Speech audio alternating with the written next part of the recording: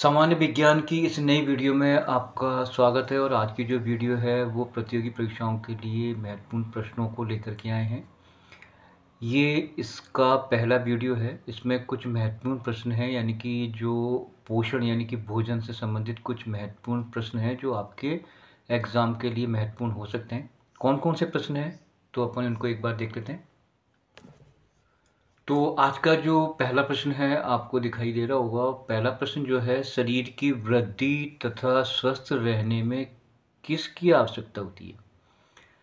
और इस प्रश्न को थोड़ा-सा अपन डीप लेके चलते हैं। मतलब कहने का अर्थ ये है कि जो हम भोजन कहते हैं और जो भोजन के अवयव हैं, पहले अपन उसके ऊपर बात कर लेते हैं। और वो अवयव होते हैं जैसे वसा है, कार्बोहाइड्रेट है, प्रोटीन है, विटामिन है, खनिज लवण है, जल है। ये क्या है? भोजन के अवयव हैं।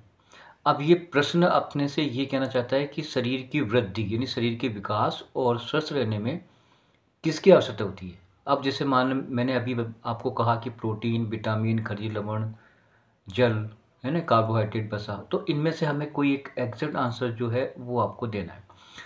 तो प्रश्न है कि शरीर की वृद्धि और स्वस्थ रहने के लिए हमें किसकी आवश्यकता होती है। तो शरीर की वृद्धि और स्वस्थ रहने के लिए हमें जो आवश्यक है वो है प्रोटीन।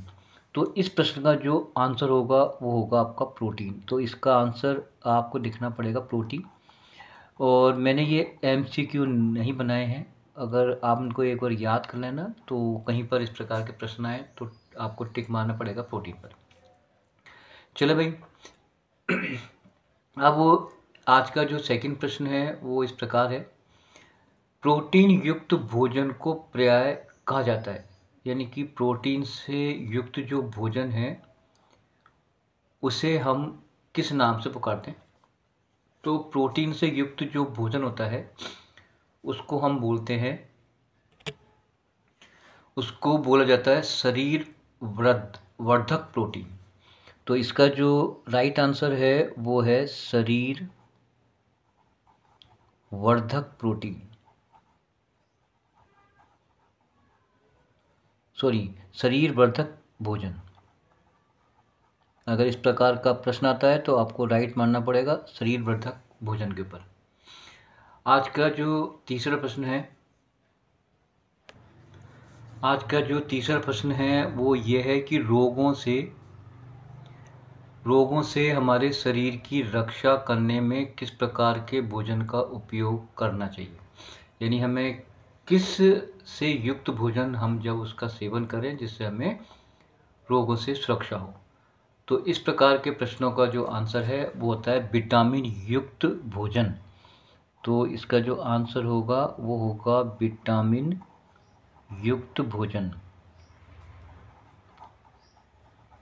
विटामिन युक्त भोजन का जब हम उपयोग करते हैं तो हमारा शरीर रोगों से सुरक्षित रहता है। तो आंसर हो गया विटामिन युक्त भोजन। नेक्स्ट प्रश्न देखो, विटामिनों के समूह को क्या कहा जाता है। वैसे विटामिन कौन कौन से होते हैं तो एक बार मैं उनके नाम बोल देता हूँ। जिससे आपका होता है vitamin A, vitamin B, vitamin C, vitamin D, vitamin E और विटामिन के। प्रश्न है विटामिनों के ग्रुप को यानी कि इनके जो समूह को किस नाम से पुकारते हैं। एक वर्ड है और इसको बोलते हैं विटामिन बी कॉम्प्लेक्स। तो इसका आंसर होगा विटामिन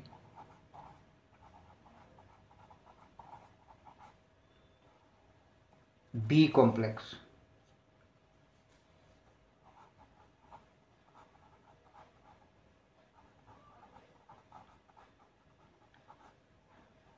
यानी कि विटामिनों का जो समूह है उसको बोलते हैं विटामिन बी कॉम्प्लेक्स, जिसके अंदर सभी प्रकार के विटामिन पाए जाते हैं।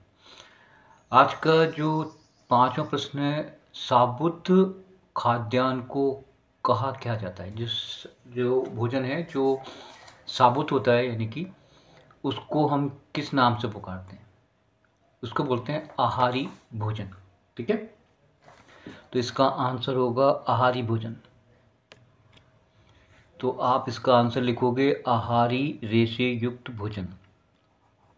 आंसर हो जाएगा आहारी रेशे युक्त भोजन। तो आज का 5वां प्रश्न क्लियर। छठा प्रश्न देखते हैं। आज का जो अगला प्रश्न है वो ये है कि वे रोग जो लंबी अवधि तक पोषकों के अभाव के कारण होते हैं उन्हें क्या कहा जाता है। कहने का अर्थ ये है कि अगर हम सभी प्रकार के पोषक तत्वों को यूज़ करते हैं तो वो तो हो गया आपका बैलेंसिंग डाइट। यदि हमारे भोजन में किसी एक चीज़ की कमी हो जाए और वो लंबे समय तक चलती रहे तो इस प्रकार से जो रोग पैदा होते हैं उन रोग को क्या कहा जाता है। इसको बोलते हैं अभावजन्य रोग। तो इसका जो आंसर होगा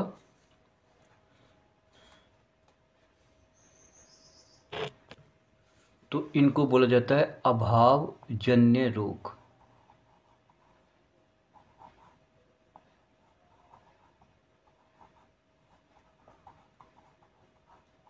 ठीक है, नेक्स्ट प्रश्न देखो।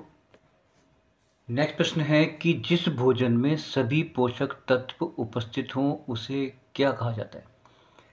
सभी पोषक तत्व जैसे कि विटामिन भी हो, प्रोटीन भी हो, खनिज लवण भी हो, है ना, जल भी हो, ठीक है, प्रोटीन भी हो, तो इस प्रकार के भोजन को अपन क्या बोलते हैं। तो जिस भोजन में सभी पोषक तत्व उपस्थित हों उन्हें क्या कहा जाता है। तो उसको बोलते हैं संतुलित आहार यानी बैलेंसिंग डाइट। तो ये है संतुलित आहार। आहार यानी भोजन जिसको बोलते हैं बैलेंसिंग डाइट। ठीक है, नेक्स्ट प्रश्न देखो। ये जो प्रश्न है ये एक इंडेक्स के रूप में है और ये प्रश्न क्या है मैं एक बार आपको बता देता हूँ। विटामिन तथा खनिज लवणों के अभाव के कारण होने वाले रोग, यानी कि किसी विटामिन की कमी होती है या किसी खनिज लवण की कमी होती है तो वो रोग कौन कौन से होते हैं तो उसके बाद अपना इस टेबल के द्वारा समझते हैं। देखो मैंने यहाँ पे लिखा है विटामिन या कि खनिज लवण। ठीक है, यहाँ पर लवण लिखा नहीं है तो चलो मैं यहाँ पर लवण भी लिख देता हूँ। और इनकी कमी से जो रोग होता है उसका नाम क्या है और उसके लक्षण क्या है। ठीक है, तो सबसे पहला है आपका विटामिन ए। विटामिन ए की जो कमी है उसके कारण जो रोग होता है वो होता है क्षीणता, दृष्टिहीनता। तो जो रोग का नाम है वो होता है क्षीणता, दृष्टिहीनता, यानी कम दिखाई देता है। ठीक है, अब इसका जो इफ़ेक्ट होगा यानी कि जो उसके लक्षण होंगे वो क्या होगा। कमज़ोर दृष्टि होगी और अंधेरे में उसको कम दिखाई देगा। कभी कभी वो पूर्ण रूप से दिखाई देना बंद हो जाएगा। ये इसके लक्षण हैं। यानी कि जो विटामिन ए है उसकी जो कमी से जो रोग होता है उसको बोलते हैं क्षीणता, दृष्टिहीनता। ये तो रोग का नाम हो गया। अब इसके लक्षण क्या हैं। इसके लक्षण हैं कि ऐसे व्यक्ति को की जो दृष्टि है वो हो जाती है कमज़ोर, अंधेरे में या रात में उसको कम दिखाई देता है और कभी कभी तो उसको पूर्ण रूप से दिखाई ही नहीं देता है। तो देखो आपका विटामिन ए हो गया कंप्लीट। अब आता है विटामिन बी 1। विटामिन बी 1 की कमी से जो रोग होता है वो होता है बेरी। जो रोग का नाम है वो बेरी है, विटामिन बी 1 कमी से। अब इस रोग की कमी से जो लक्षण होते हैं वो होता है कि दुर्बल पेशियां और काम करने में की ऊर्जा में कमी। यानी कि जो पेशियां हैं वो हो जाती हैं कमज़ोर और काम करने में जो ऊर्जा में कमी आती है, यानी काम करने की जो कैपेसिटी है वो कम हो जाती है बेरी रोग के कारण। और ये क्यों होता है, विटामिन बी 1 की कमी कारण। ठीक है, अब आता है आपका नेक्स्ट है विटामिन सी। विटामिन सी आपने देखा होगा ये मोस्टली खट्टे पदार्थों में ज़्यादा होता है, जैसे नींबू है, आंवला है उसमें।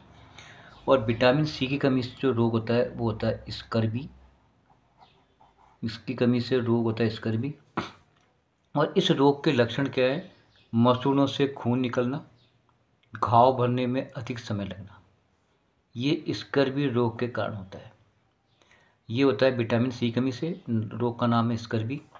लक्षण क्या है, मसूड़ों से खून निकलना और घाव भरने में अधिक समय लगना, ये इसके लक्षण हैं। ठीक है, अब आता है आपका नेक्स्ट आता है विटामिन डी। विटामिन डी जो है इसकी कमी से रोग होता है, उसको बोलते हैं रिकेटस रोग। ठीक है, यानी कि जैसे दूध वगैरह हम कम पीते हैं, कैल्शियम की कमी होती है, तो उसकी कमी से जो रोग होता है वो होता है विटामिन डी, सॉरी, जो रोग होता है उसका नाम है रिकेटस, और ये विटामिन डी की कमी से होता है। और इसके जो लक्षण हैं, अस्थियों का मुलायम होना या मुड़ जाना, यानी हड्डियां कमज़ोर होना, ये इसके लक्षण हैं। अब आते हैं अपन खनिज लवण। खनिज जो लवण है उसमें सबसे पहले हम लेके चलते हैं बेटा कैल्शियम। कैल्शियम से जो रोग होता है वो होता है, रोग का नाम है आपका अस्थियां और दंतक्षय। अस्थियां यानी हड्डियां, अस्थियां, अस्थियां सॉरी, अस्थियां एवं दंतक्षय यानी दांतों का टूटना, ये रोग है, इसका विकार होगा। अब इसके लक्षण क्या हैं? जो हड्डियां होती हैं वो होती हैं कमज़ोर और दांतों का टूटना शुरू हो जाता है। क्लियर? किसी कमी से होता है? कैल्शियम कमी से। अब आता है विटामिन, अब आता है नेक्स्ट है आपका आयोडीन। आयोडीन की कमी से जो रोग होता है उसको बोलते हैं गाइटर, घेंगा। दो प्रकार के नाम हैं इसके, या तो आप गाइटर बोलो या फिर घेंगा रोग बोलो। तो इसकी जो कमी से वो क्या होता है कि जो गर्दन है वो फूल करके मधुमक्खी के छत्ते के समान हो जाती है, जिसको अपन गाइटर रोग बोलते हैं, और ये आयोडीन कमी से होता है। नेक्स्ट है आपका लोहा यानी आयरन। आयरन की जो कमी है उसमें ब्लड में कमी आती है, और इस प्रकार के रोग को बोलते हैं, वैसे इसको एनीमिया रोग बोलते हैं, वैसे एनीमिया। और ऐसे व्यक्ति के शरीर में ब्लड कम होता है और जो लक्षण है वो कमजोरी होती है। तो ये थे आपके विटामिन की कमी से और खनिज लवणों की कमी से होने वाले रोग। तो मुझे आशा है कि आपको समझ में आएगा। धन्यवाद।